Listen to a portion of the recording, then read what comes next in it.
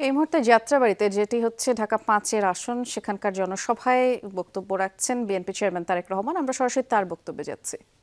বাংলাদেশে এই প্রথম বার্জার 1 কোটি মালসেন, 1 কোটে পারফেকশন। দুর্নীতি দমন বলুন, দেশে খাদ্য উৎপাদনের কথা বলুন, মেয়েদের শিক্ষার ব্যবস্থার কথা বলুন, যেটাই বলুন না কেন, প্রত্যেকটি ক্ষেত্রে একমাত্র রাজনৈতিক দল বিএনপির সফলতার কাহিনী প্রত্যেকটি ক্ষেত্রে আছে।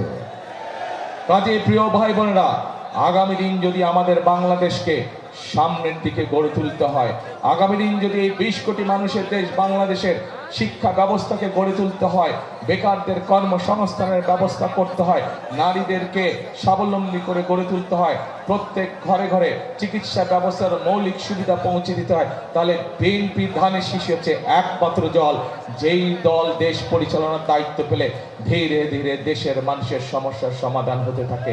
যেই দল দেশের দায়িত্ব পেলে ধীরে ধীরে দেশ সামনের দিকে এগিয়ে যেতে থাকে। প্রিয় ভাই বোনেরা, আপনারা এর মধ্যেই দেখেছেন আমরা পত্র পত্রিকা সহ জনসভা সহ আমরা দেশের জনগণের সামনে আমাদের আগামী দিনের কর্মসূচি পরিকল্পনা আমরা উপস্থাপন করেছি। আমরা বলেছি বাংলাদেশের মা বোনদেরকে স্বাবলম্বী করার জন্য আমরা ফ্যামিলি কার্ড দিব সকলের কাছে, ঘরে ঘরে, সেটি গ্রামে হোক শহরে হোক, খেটে খাওয়া পরিবার যেগুলো আছে তাদের সকলের মা বোনদের কাছে, সকল গৃহিণীদের কাছে, মায়েদের কাছে আমরা ফ্যামিলি কার্ড পৌঁছে দিব। একইভাবে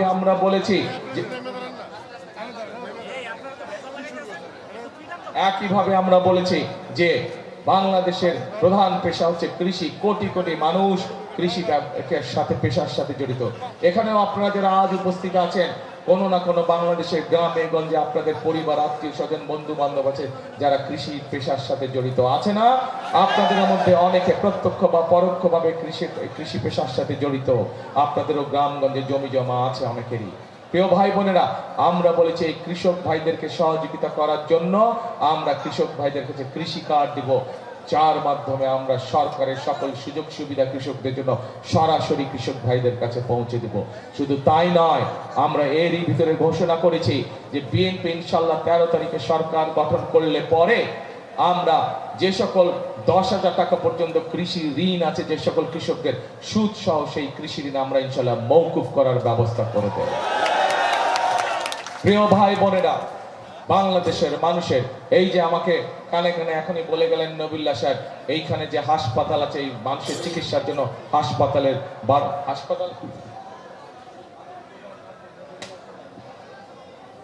এখানে মেডিকেল হসপিটালের প্রয়োজন এবং মাতৃসদনের প্রয়োজন। আমরা আগেই বলেছি এই জরুরি কাজগুলো ইনশাল্লাহ ধীরে ধীরে পর্যায়ক্রমিক ভাবে আমরা বাস্তবায়ন করব, যাতে করে এলাকার মানুষ সুচিকিৎসা পায়।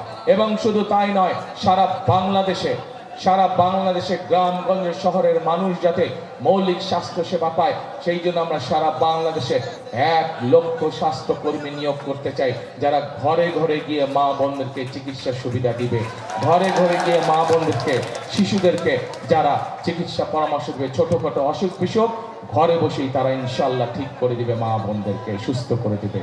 প্রিয় ভাই বোনেরা, আমরা আরো বলেছি যে আমরা আমাদের দেশের বেকার যুবক এবং তরুণদেরকে বিভিন্নভাবে আমরা দক্ষ মানুষে পরিণত করতে চাই।